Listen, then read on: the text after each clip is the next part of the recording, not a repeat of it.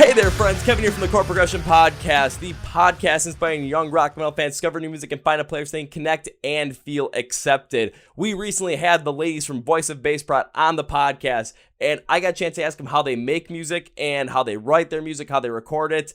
And when it came to their drummer, City, I was not expecting this kind of response. You're going to want to check it out. But before you do that, hit that like button, hit that subscribe button, whichever one it is, to help us out, to help support the podcast, help support the ladies in Voice of Baceprot. The link for their full podcast in the description below as well, to help us out and help more people discover new rock and metal music, find places they can connect, and feel accepted. Let's enjoy.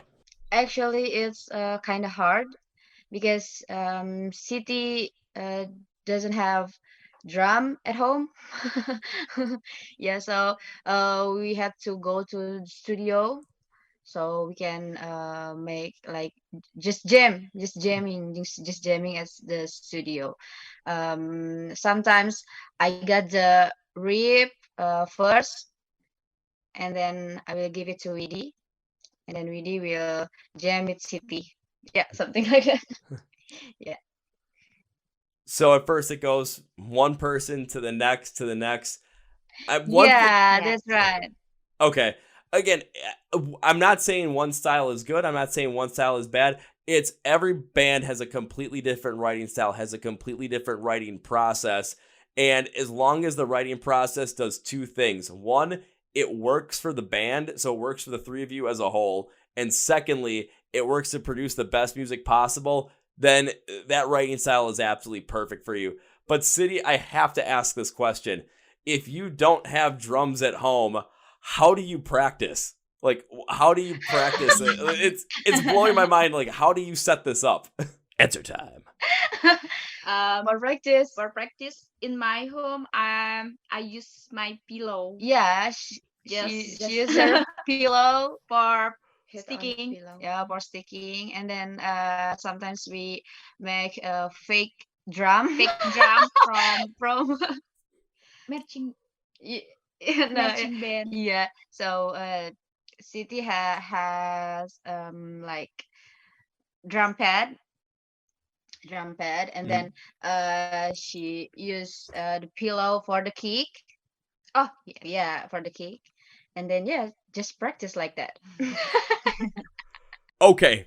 How innovative is that? I mean, we think about bands today, and we think about all the stuff, especially here in the US, we might take for granted.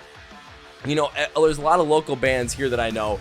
A lot of bands when they're first growing up, I mean, sure, you don't have the greatest of equipment. That is very understandable. You might be starting out with beginner equipment, but you at least have a full-on, drum set. You have an electric guitar if you're a guitarist. You have the bass. You have a microphone that you can at least, sing into with, speakers and amplifiers that you can at least play and hear yourself from.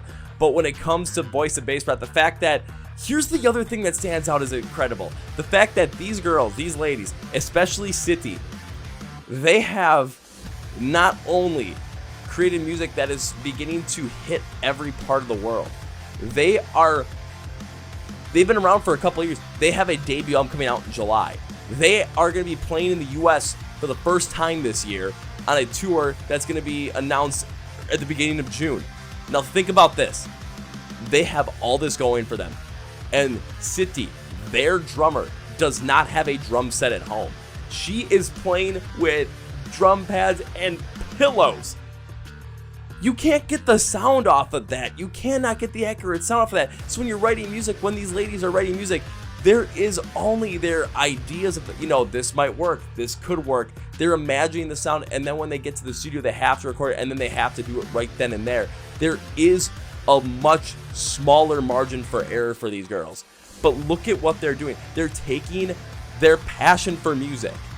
They are showing that, no matter what obstacle is in front of them, they are going to achieve their goals in this business. They are going to achieve their dreams in this business. When I said in the first video I did about this, when it came to them announcing the US tour, when it came to the second video I did about this, with them being hijab wearing women in rock and metal, I said there is something special about these girls. There is something that stands out about these girls that you need to know about. That is one of those pieces right there. That is one of those pieces right there. They are willing to go and do whatever it takes to make sure they achieve their goals. Whether it is making sure that they stand out, making sure that they stand by their beliefs, stand by their morals, and stand by their culture. On top of that as well, yeah, you don't have a drum set, you're going to figure out exactly what to do. And it speaks to every other band out there. It speaks to every other creative out there.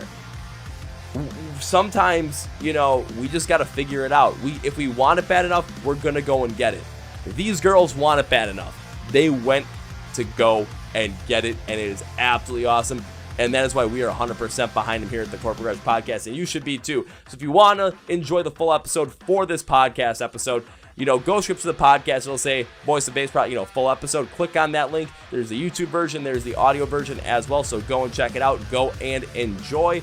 On top of that as well, make sure you hit that subscribe button here on YouTube. Hit that like button to support the podcast well, and to help push this video further in the algorithm. Help us out, help us grow, and help us, you know, bring more rock and metal music, greatest rock and metal music, to a bunch of new fans, to inspire them to discover it, have them find a place where they can connect and feel accepted. That's where we are on the Chord Progression Podcast.